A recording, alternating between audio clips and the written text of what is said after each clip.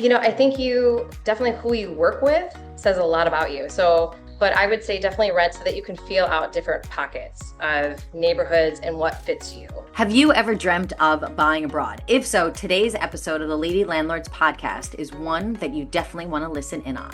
Today, we have Jessie from Blue Caribbean Properties joining us to talk all about how to purchase rentals in foreign countries. Jessie, how you doing today? I'm doing great. How are you doing? Fantastic. I love the fact that we actually started when you and I hopped on this call talking about how we are in completely different countries, neither one being our home country, to be able to have and record this episode. So why don't you just start by sharing a little bit about who you are and where you're located currently? Yes. So I am originally born in Long Island, New York, raised in Holland, Michigan, and I currently am living here in Playa del Carmen, Mexico. So it's super interesting, and it's freezing back home right now. And it just feels like I get permagrin when I think about it. And just like, I'm so happy that I'm here. When I was still in New York and we had those like horrible snowstorms back in like January in the Northeast, your marketing on your Instagram was fantastic because all of your posts were just talking like pictures of people shoveling like 2 feet of snow, all bundled up. And you were just kind of like, wouldn't you prefer to live here right now? And I was like, Yes. yes, Jessie, you're torturing me. But spot on, spot on. Yes. So I love that today we get to have a conversation about real estate abroad while I'm in the Dominican Republic, you're in Mexico, and both of us are completely avoiding the cold. 100%. Yes. 100%. It is literally 90 degrees here in Mexico. It feels fantastic. The sun is out. I was at the beach today. Just my life has completely changed lifestyle wise, being here, and I am very, very happy. Yeah. I actually want to ask a question about that. Your job is selling the real estate, Yes. but yet your life changed Yes. because of the ability to go live in a different country during part of the year. Mhm. Tell me the why and the how is it different for you? Well, for me, I've been thinking about doing this abroad for about a couple years. So it's not something that you just like wake up and you're just like, I'm going to be there the next day, right? I am sure it happens for some people, but for in It my was kind of me. in my story, it did not happen that way. We have offices in Punta Cana where we started. We have an office in Santo Domingo, and then this office here in Playa del Carmen. And I originally had looked at moving to Punta Cana. Absolutely love it there as well. And after being there and then coming here, this was my niche for me. And I have a 9-year-old daughter, and I had the opportunity to bring her and give her that experience of moving abroad. And now my 9-year-old has in her vocabulary like, "Hey mom, the next time that we go to the DR," or "Hey mom, the next time that we go to Spain," or "When we're going to Mexico," and I'm like, "You're 9, like this is crazy." But the experiences that she's getting and the friendships that she has with people all over the world is such a beautiful thing, and it's really cool to see. And so that's what kind of led me to do that, right? Like I was like, Hmm. I want to not only do I want to experience this, but I want my child to have this type of lifestyle that she can know all these different backgrounds, cultures, why people do certain things. And it's really cool to see her in this environment, going to school here and emerging completely and handling it like a rock star, So it's yeah. So It's interesting because with me having my daughter who's now 4 months old, I so hope that the things that you're saying that your daughter's saying at 9, I want my daughter to have those things. That's why I'm doing this. So I love hearing that because I'm sitting there being like, how is she saying the things that have been in my mind for years when I was still planning on having a family? And it makes me feel really happy to see other moms out there that really want that for their kids and that are also in my circle because that's exactly why I'm doing this is I want my daughter to speak multiple languages and understand different cultures and where people come from. And that was the exact same reason that I ended up purchasing abroad. But how did your realtor? How did you end up saying, like, okay, that's it. We're going to start now selling property in foreign countries? How did that even come about? Why not just stick with Michigan? well, so to be completely honest, it started with my brother. So my brother is the owner founder of Blue Caribbean Properties. He had gone to Punta Cana on vacation. He is a veteran, and so he had gotten married right when he was deployed. So they didn't have a honeymoon or anything like that. And so 10 years later, they go to Punta Cana and he is one that can't sit still. So he's walking on the beach and they're doing a new construction there over by Jellyfish. And he's checking it out. And, from that, he's trying to calling people, like trying to find out more information about that development, and then does a tour and sees other developments in the area. And now we're talking, this is before 2020, right before Hmm. COVID. And he really felt like going through that process for him was like, I'm a foreigner, I'm buying abroad, even though he was comfortable being abroad. He had gone to Iraq and things like that and had traveled abroad, but he felt like he couldn't trust that process. He would look at other websites, you know what I mean? Like, when you're purchasing something, you're like, well, I want to make sure, am I getting a deal? So he'd check other websites and things. He talked to other realtors. He wouldn't get any calls back. He would look at other websites and feel like, I don't know if I could really trust that.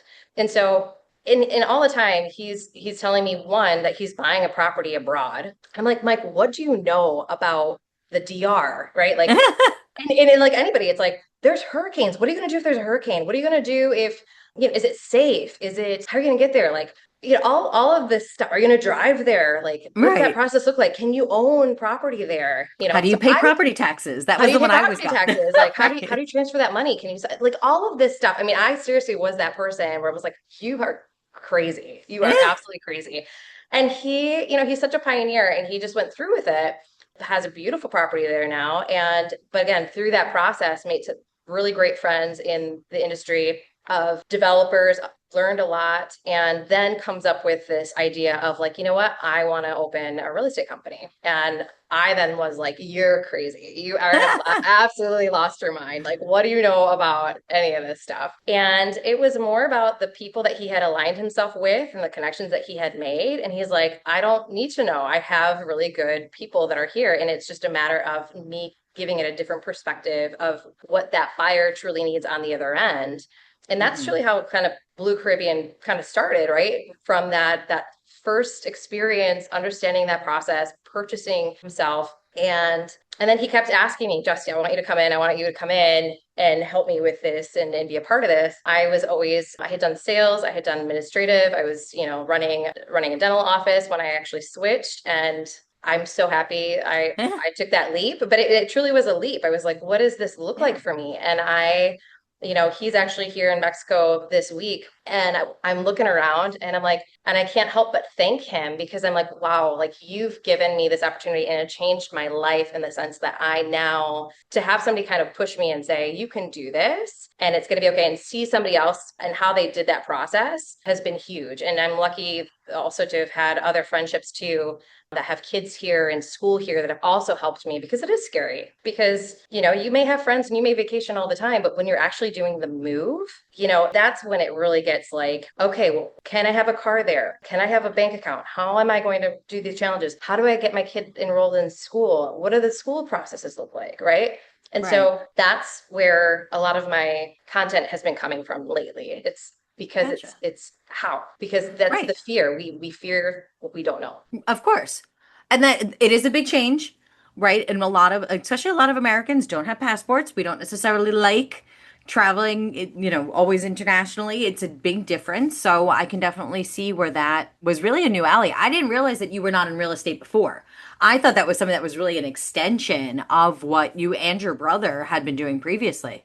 So that kind of gave us the answer of why the Dominican Republic ended up on your list. But really, Blue Caribbean Properties specializes in the Dominican Republic and also Mexico. How did Mexico end up on the list? We have people that are on our team that are from Mexico and coming here and seeing the market trends, right? You've got, we sell the Riviera Maya, and seeing how, just in Cancun alone, you have about 40 million people that are coming through that airport, right? And so following where people are purchasing, where are people, you know, buying, where is it legal to buy things, and that's kind of where that started. But the idea behind Blue Caribbean Properties is that we find you what you're looking for. So whether it's the Caribbean or whether it's somebody that's here that says, hey, I'm actually moving back to Florida or New York or whatever, having these connections, because we connect with brokers abroad, to say, I've got a client, and Mhm. doing kind of that handoff of like, I feel very comfortable with you handling this because you're the expert in that area. This is how we're expanding into different markets. So yes, Hmm. do we specialize in those and do we have offices in these particular places? But the idea is somebody wants Costa Rica, somebody wants Panama, somebody wants, those things. We have connections in those areas to make that growth happen. I love that you mentioned that. So, for our listeners out there, you've probably seen me mention in the Facebook group that we are doing the first Lady Landlords Dominican Republic property tour. Jessie from Blue Caribbean Properties is going to be on site. She's actually going to show us around to a bunch of the properties that we're going to be looking at. So, for those coming, you're going to be able to meet Jessie in person, just like myself here. But I love that you mentioned that there are other countries in it. We've already talked about the property tour and making sure that some of the skills that we talk about and how we view properties that we're going to be showing in Punta Cana are going to be transferable. So I'm really glad that you mentioned that if some of the women are interested in either Mexico, which we hear all the time in Lady Landlords, might have to kind of do another tour over in I Mexico love it. some point later this year. But I love that you also mentioned that there are other countries that you do have connections with from that. So it still will be beneficial for members that are coming on the property tour in the Dominican Republic if a Panama happens to be on the top of their list of what they're looking for, that's something that we can kind of still discuss. And they're going to get good value of information on how to make that work, even on the Dominican property tour. Absolutely. Absolutely. So I love that. It's interesting you mentioned kind of being like just having that fear because when my husband and I started looking in the Dominican Republic, we went into a similar place as what you're mentioning. We started looking at places down here in 2021, and the first property we showed was showed to us by a property manager of a place we were renting for a month. And we said, okay, thanks for showing it to us. This really isn't the right unit for us, but is there anything else in the complex? His response was, nope, that's it. This is the only one. And we were kind of like, there's like 200 something units in this. It's the pinnacle of the pandemic right now. How is nobody else selling? We thought that was so weird. I ended up talking to some other people that lived in the complex over by the pool, and they're like, psh, well, that one's for sale, and that one's for sale, and that one's for sale. That's very weird to us. We had already owned like 10 properties back in New York. It was so odd that a realtor wouldn't tell us about other properties. I know you know why that is. Can you enlighten us a little bit about how real estate works, a little bit more in the Dominican Republic, but in some other countries too, and why that guy would not show us anything else? Yes, it's really unfortunate, and it happens. I believe it probably happens everywhere, but in these countries, there's not an MLS, right? Right. And so it's not like you can just go on Zillow and find these things yourself. Basically, connecting with different realtors, right? And Right. feeling like I can split that commission, right? I don't know why it does. It comes down to the commission, and it's sad because at the end of the day, you want your client to be happy. Right? Right. I would rather have, a smaller percentage and give my buyer's agent a higher, percentage because they have that client.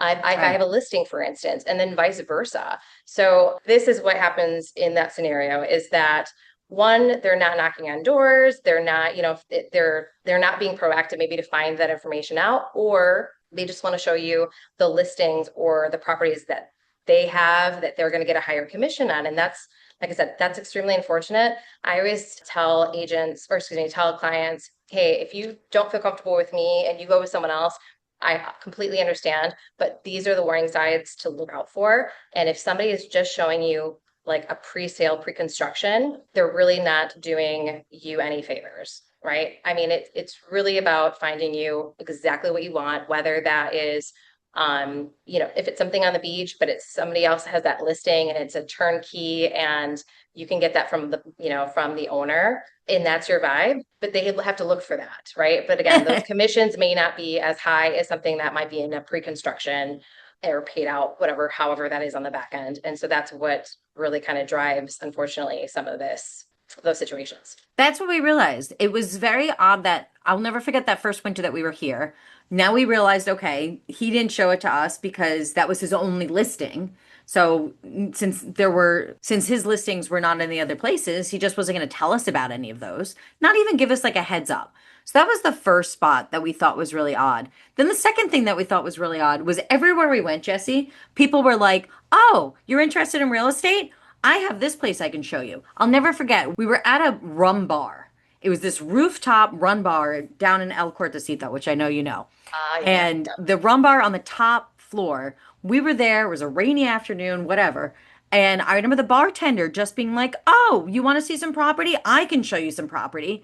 And we're sitting there and we're like, "But you're our bartender." "Oh, no, no, no, but don't worry, I still have listings." And then all of a sudden we started to realize that anybody and their brother, we had like a taxi driver that was like, "Oh, I can show you some places." What is the difference between just kind of having our bartender go and show us around some rentals versus having somebody like yourself from Blue Caribbean Properties? Right now, unfortunately, in both the DR and in Mexico, it's changing faster here in Mexico than it is in the DR, but you don't have to be licensed, Right. right? With us at Blue Caribbean Properties, we do like a course, we do education for them. We are part of certain groups that do training courses and any kind of certifications that we can get them to have done legally. And so we have like legal teams that come in as well and do educations and to make sure that we have trained agents, right? Here in Mexico, everybody on my team here in Mexico, because they did pass a law by the end of this year, everybody that is in real estate will have to have a license. So on my Wow. team here in Mexico, they are getting licensed, or excuse me, my team all is licensed as we are in Blue Caribbean as well. And so that is a change, but it's going to, the good thing is that then you don't have like your taxi driver or your checkout person, your waiter and things like that saying, yeah, I got you. I can show you whatever you need, right? Because it just makes it feel diminishes this field, right? And there is a Yeah. lot that goes into it. And there is a lot of negotiation that goes back and forth. There's a lot of legalities, especially in a foreign country, understanding foreign exchange rates and all that stuff that goes into it as well, and helping your client along the way to answer all of those, because most of the people that we deal with are abroad. Right. That's where I feel like there was a very big difference. I felt like for the bartender, that type of thing, I felt like I'm fine. We let him show us property. But when we would go, the thing that I thought was the most interesting was that there was no pre-qualification. Sure, go show me $1 million unit that I can't afford just because I want to go see it. But yet there was no qualification to it. And then even when we did choose to move forward, I felt like anytime we asked like a question, they had to go ask somebody else. And I was like, well, why do I kind of have like this middleman that kind of doesn't know what they're doing? Rather than, and eventually we ended up using somebody. I unfortunately did not know you then, but we did end up using somebody that was part of a real estate group that had more knowledge to be able to help make that transaction actually happen when discussing financing, legalities, the purchase, the contract. When you're doing that in possibly a foreign language, but definitely a foreign country, you kind of want to have somebody on your side that you can really trust. That's to me what I've already always wanted to use a real estate agent for, was to have somebody that's their profession, that's their expertise, right? I mean, I do like a good pina colada with my purchase, but it was very different having a bartender that can kind of moonlight also by showing me properties. Yeah. So I'm really happy that there are organizations, and I do hope that that comes to the Dominican Republic at some point. And also, how you mentioned to not have an MLS. I remember trying to find, after that one person told me, no, there's no other listings in this complex. I remember going and looking online. And I have to say, I felt like I was looking at websites from like 1992. The pictures were horrible. The weirdest was I kept looking at pictures and I knew the complex I wanted to stay in, and it has a very distinct picture to it. And I would notice whenever I would reach out to those agents and be like, oh, I see that here's this complex. I want more information on that. They would start telling me about another complex. And I'm like, that would be completely illegal in New York to have your representation of a picture of one complex, but yet really selling another one. And I Right. feel like that's something that you need a reputable realtor to work with to make sure that things like that don't happen, especially once again when talking about paying hundreds of thousands of dollars in a foreign country. Yeah. And you know what? I will say this. This recently happened to me. And I was like, because I had that comment recently and I was like, what is this going on? So we have a team in our Punta Cana office. It's our biggest office. And so I would say we probably have upwards of 35 agents at that office. And then our Santo Domingo office, we have more than 20, right? Wow. So we will share our listings, right? Because the idea is when you go and you have us, when we capture your listing, our whole team is basically promoting your listing. Okay. Hmm. And it doesn't matter that we're splitting that commission in how, right? Like the idea is to get that sold, right? We're Right. not doing anybody any favors if we just get listings and we're not selling anything, right? So I have one of my amazing coworkers over in Punta Cana. She had a really great listing, and I was like, "Whoa! I wish I could buy this listing." And I'm like, I gotta sell this. People are interested in this. I've got some from some clients myself that I want to put it. So I also promoted it on my social media. Well, this was a really hot listing. I mean, it was a 2 bedroom, 2 bathroom. I think I shared it with you too. Yes. And it was right on the beach. We had several people that were inquiring on it. And it was a great lead generator also. It's a That wasn't gorgeous my intent. building. I mean, that wasn't necessarily what my intent was. I just really wanted to sell it. I think it was a great listing.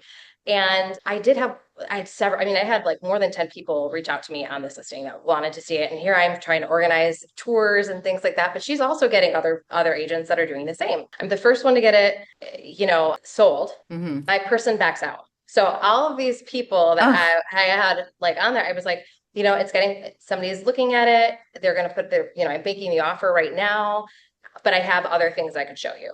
Right. mm. And I did get that comment. It was like, oh my gosh, this is just, like, what is that? Like Oh, clickbait. yeah, it's a clickbait. And I was like, I swear this is not what I'm doing. This is my client's buying it. He actually pulled out of the contract and then somebody else on my team ended up selling it. So we had another agent helped that listing agent sell it. But that was a situation where I really felt like, oh my God, please don't think that I was. Right.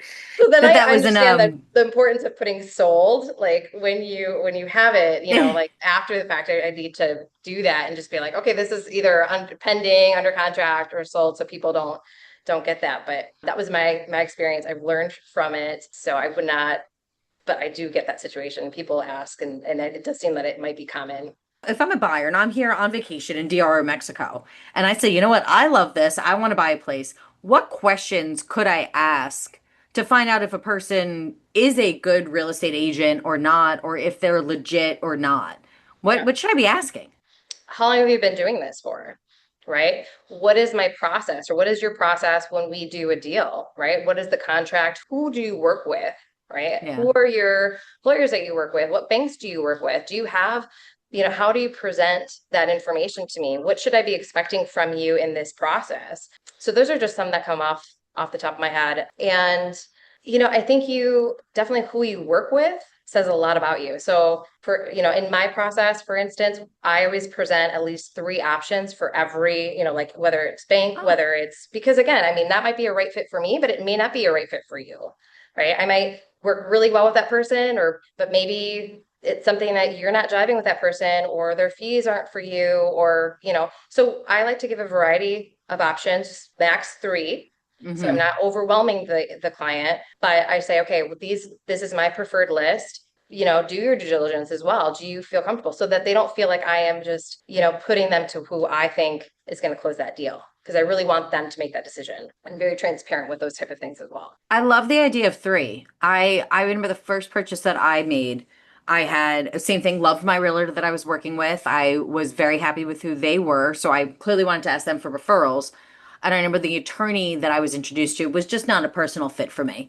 Oddly, they had a strong feeling about my fiance and I buying a property together since we were not currently married.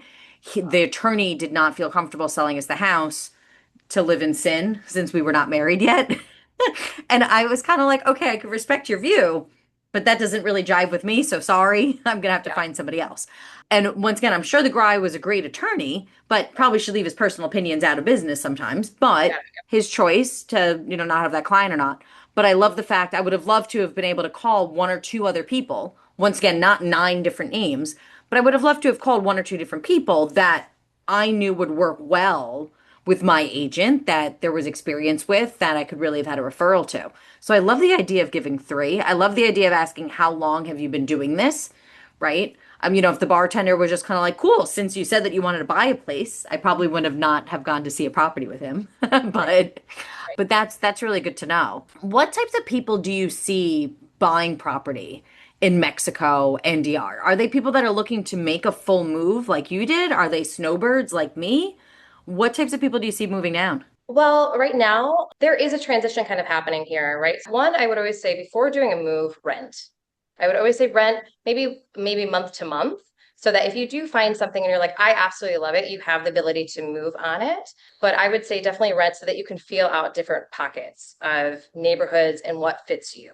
Okay. Hmm. So with that being said, there's a lot of people that did a migration here in 2020, right? COVID, and they were renting and they were living by the beach because everybody wanted to be by the beach, and you didn't care about the space that you had, right? So in this area in Playa del Carmen, for instance, you'll notice that the older homes or older condos are much bigger in space. Huh. And then when they were getting built around 2020, developers started realizing like, well, people are buying studios. And so everything kind of started becoming studios because they were like, well, people Huh. are just coming down here just to stay and they're living their life outside, right? So Huh. then that's still true. However, the longer that you stay in a place, you get back into maybe old habits. Like, okay, well, now I've kind of grown into this spot and now I'm recognizing that what was once fitting for me to go to the beach all the time. Now maybe I go, but I don't go as often as maybe I used to because I'm used to it, right? It's not that Eh. nuance that we have, right? And I need more space because now I have people that are coming down or I want my office here or, whatever it might be. And so I'm finding that Hmm. people now that have stayed here for some time are actually moving into homes. And so that is kind of migrating maybe to other neighborhoods that are Huh. growing and they're not necessarily right next to the beach. Right. So that's like the migration that I'm seeing with people living here. They're living either in gated communities or they have their kids here. And so they want kind of where their kids like, I'm like an 80s kid. And so I kind of wanted that for my kid. I wanted to feel like she could just get on her bike and go and that she would just Right. come home when the lights came on, you know? And so there are those kind of neighborhoods too, right? With a bunch of kids and stuff. So that's what I'm seeing, a shift that's happening there, not only with the way that developers are even developing, right? So now they're noticing that there is that shift. And for instance, here in Playa del Carmen, it's really difficult to find anything that's a 3 bedroom, Hmm. Wow. and it's so you can find a lot of studios, a lot of 1 bedrooms. Now they're starting to go into building into 2 and 3, possibly 4 bedrooms here in the center urban area where it's like walking everywhere because people are seeking those things out. Before it was like you had to have that, but it would be in a gated community and Hmm. you need a car type of thing. You were in a house, but now it's kind of shifting back into people really want that urban lifestyle. People are working remote because a lot of that didn't change, and Right. they're like, I want to stay here for good, but I like this spot, but I don't want to live in a studio or 1 bedroom. Or also now So 5, 6 years later here, you have a kid, so now all of a sudden the studio 1 bedroom maybe doesn't fit, but you still want that once again that walkable, that urban lifestyle, the city lifestyle. And it sounds like before it was either studio 1 bedroom front line of the beach, or you could have a larger house, but you kind of have that villa kind of in the jungle a little bit more. But got now it. it sounds like you're kind of needing that in between because the people Yes. are outgrowing that space. Yes. I feel that's very similar here with the Dominican Republic too. I feel like in Punta Cana, you're seeing a lot more, and I think we're just running out of beach space, beachfront space, and especially in Punta Cana itself. But I feel like where you're seeing people kind of go, I'm going to call it like kind of deeper into town, and there's Mhm. becoming more and more properties and availability off beach. And now it's becoming, well, where do people still have those access points to the beach?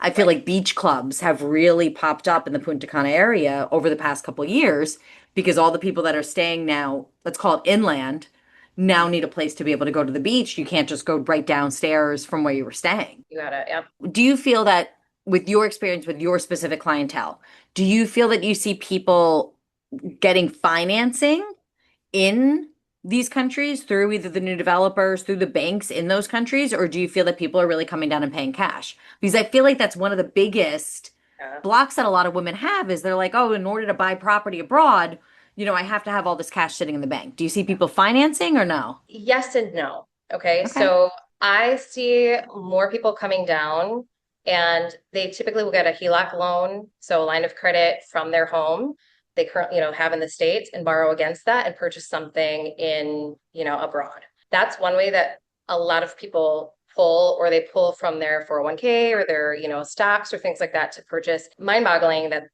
I've got people that will buy things for 600,000 and it's just a total cash deal. There are several of those and that's fantastic. What I would say and my recommendation, because I like to stay liquid as an investor, if it's an investment property, this is just my viewpoint.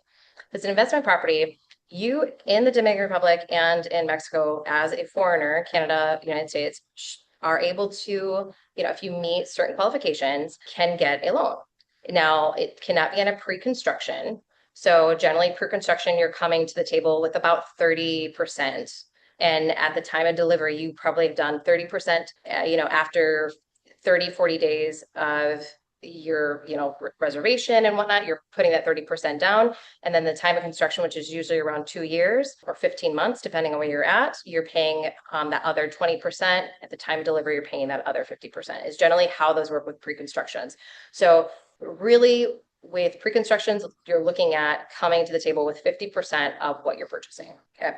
Okay. And then if you have that other 50% at the end, you can then finance that other 50%. Where a lot of people get hung up on is they don't want to finance because they talk about the interest rate. Now, in these countries, the interest rate is anywhere from like 9 to the high end is going to be 12%. But Right. I Here always, we're in the States being like, oh my God, it's like 6.5. I can't buy property. yes, Meanwhile, yeah, absolutely. yes. In these other countries, you're going to see much higher. Yes. Now, keep in mind though, it's in their currency. So that's where people have to understand. So for instance, today, the dollar to the Mexican peso is at 17.5. Okay. Earlier last year, it was at 22%. I think I saw, or 23% at the Oh, highest. wow. So it was a great time to buy because you were getting that deal, right? You were Yeah. getting that kind of discounted, like other discount that people really don't talk about. So when you're getting a loan and you're getting it in dollars to pesos, you're getting that it's kind of bringing that interest rate down in a sense because of that gain of the dollar, of the currency Right. change. Okay. Same thing with the Dominican peso. I think the Dominican peso is at like 86 or something like that, the exchange is, right? So it's very Yeah. low. Now, that doesn't necessarily help matters in Punta Cana because the developers there take USD. However, in places like Santo Domingo and other places like that, they're doing their loans in Mexican pesos or they're selling them in Mexican pesos. So those are things that people have to kind of be aware. And it really gets into numbers and stuff like that, which kind of gets a little exciting. And it gets people are like, that's just a headache for me and I don't want to deal with it. And I understand, I get it. But I always say it all depends on how you are as an investor. Okay. Mhm. And so that it comes down to everything like that. So if you can get a loan and it's already done, let's say it's a resale, and you just have to put 10% down and you're really just using this as an investment property. In that mindset, I'm like, well, it's getting paid for itself because Right. it's getting rented out. So I don't care it's 10%. I don't care it's 10% interest rate because I only put 10% down as opposed to liquidating myself and putting, 30, 50 or 100% of my money in one thing. I would rather just put 10%, have a higher interest rate that my renters are paying down for me Right. and then make that money and see how that goes as opposed to putting all my money in one basket. That is how I am as an investor, but that's a conversation I have with very transparent with anyone purchasing and they ask for that advice and like it just really depends on how you like to invest. Are you comfortable with this or do you just a lot of people just be like, nope, I just want to own it. I just want to own it and that's okay too. Well, that's also really part of your role as an agent is to understand what people are looking for. For example, a couple that is coming down, they want to retire in Mexico and they just want to pay off what that mortgage is. Cool. That might make more sense to pay in cash versus an investor that's saying, hey, this is going to be my fifth property. I want to buy one down in Mexico to come vacation in. But you know what? I'm going to go back to the States and I want to still be able to acquire. I still want to expand, right? That are in maybe their 30s or 40s. If they got more time to go with investment, put the minimum down as long as, once again, the numbers make sense. If your tenants are still paying for those rates, who kind of cares? I get that all the time when I invest in New York, and people are like, oh, the taxes are so high. I like my profit. I don't care what I'm paying in taxes because want to know how much money I actually pay in taxes? Zero. I'm paying Yes. nothing, but Yes. I'm still getting the profit over it. So as long as I can still get that covered and I still feel comfortable with those numbers look like, it's very important to understand your strategy within what that looks like. Yeah. So I'm happy that you mentioned a couple different ways because what I love that you said was that a lot of people have funds in a certain place that they end up pulling. You never said really, oh, these people, they're coming down, they're taking out, their life savings from their savings account. You mentioned HELOC, 401k. I love that you mentioned other places that people have funds that they tend to be paying for. So I know we're Yes. going to be diving into that in the Dominican Republic, now coming up March 21st here in Punta Cana when we're going on our tours, talking about how people finance things, the legalities of it, what to look for, talking about the strategy. Where does this fit into your portfolio? So we're going to dive into that there. But before I let you go today, what is the one thing that you wish investors knew about buying abroad that you feel like is just not talked about enough? Wow, that's a great question. Thank you. That is a great question. I think, it just comes down to education, right? I think they need to understand the due diligence, title, what that process looks like in these countries, Hmm. right? Mexico gets a bad rap. I just had this conversation with a lot of brokers because they're always like, well, they don't have title. They don't have title on this property. And I have to explain that because here in Mexico, for instance, it's completely different than the States. When you purchase a property, purchase a condo, you have a closing cost of like anywhere from 6 to 8% that you have to bring at closing. Okay. Now, the difference here is that you don't have to pay your closing costs at the time of closing. So, but you're Wow. not going to get your deed until you pay that closing costs. Right. Okay, so you have the ownership, you've bought the property from the developer, or the owner, whatnot, but you still have not paid that closing cost. You cannot literally get that title yet. Now, people wait 2, 3 years or whatnot to actually pay that closing cost so they can get the title. Hmm. So when it comes time to sell, that's where we as agents were like, have you closed? Do you have your title? I won't list anything until it happens because, sometimes they're thinking, well, I'm just going to sell it and that's going to pay for the closing cost of this and I'm going to do this, right? But those are the things where people get a little like gun shy and they're like, they don't have title. It's just asking more questions. Okay, is it going to happen? Who is the developer? What should I be looking for in the quality of these things? And I mean, that's just one of several things that I've realized recently. And I was like, that's why that always comes up, right? We had a similar experience here in the Dominican Republic where we were about to close and then we realized that the person selling us the condo didn't have title in their name. I said to my attorney, "How are you letting me be in contract and buy a house with a person that doesn't actually own the property?" Because he didn't have the title in his name at that point in time. And we had to go through that process. But I was like, I'm in contract to buy a property with somebody that doesn't actually own it. And I needed somebody that was on my side, like yourself, that could have walked me through that and explained, hey, here, this doesn't always happen in the same timeline as it does in the States. And I think that's going to be why it's going to be so valuable to walk through those things with people that have really been there, done that, and that are professionals upcoming on our property tour. So once again, thank you very much. I appreciate Blue Caribbean Properties being a part of that. And we're going to have a ton of fun. I'm very excited for that. So thanks I again. can't wait. I I can't wait. know. I know. You're going to fly in for this. I mean, how cool is that? But thank you. I appreciate your time today, just kind of giving us a little slice of what we're all going to be learning during that property tour. So, Jesse, thank you again for your time. I appreciate it. Yeah, thank you so much. Yeah. For all of our ladies listening, please do make sure to hit that subscribe button so you do not miss the next episode of the Lady Landlords podcast. I'm going to drop the link down in the show notes here about the Dominican Republic property tour. So please do make sure to reach out to Becky at lady-landlords.com if you have any questions. Otherwise, take a look at the link and hopefully we will see you all down here for some fun in the sun in the Dominican Republic. See you all back in the Lady Landlords Facebook group. Bye. Bye. Thank you for listening to the Lady Landlords podcast. If you're feeling stuck in your real estate investing journey, visit lady-landlord.com to book a 15-minute orientation call with me and see if you're ready to join our mentorship program. Or you can subscribe to our newsletter and join our Facebook group for exclusive real estate investing tips and offers. Invest with confidence. Become a Lady Landlord today.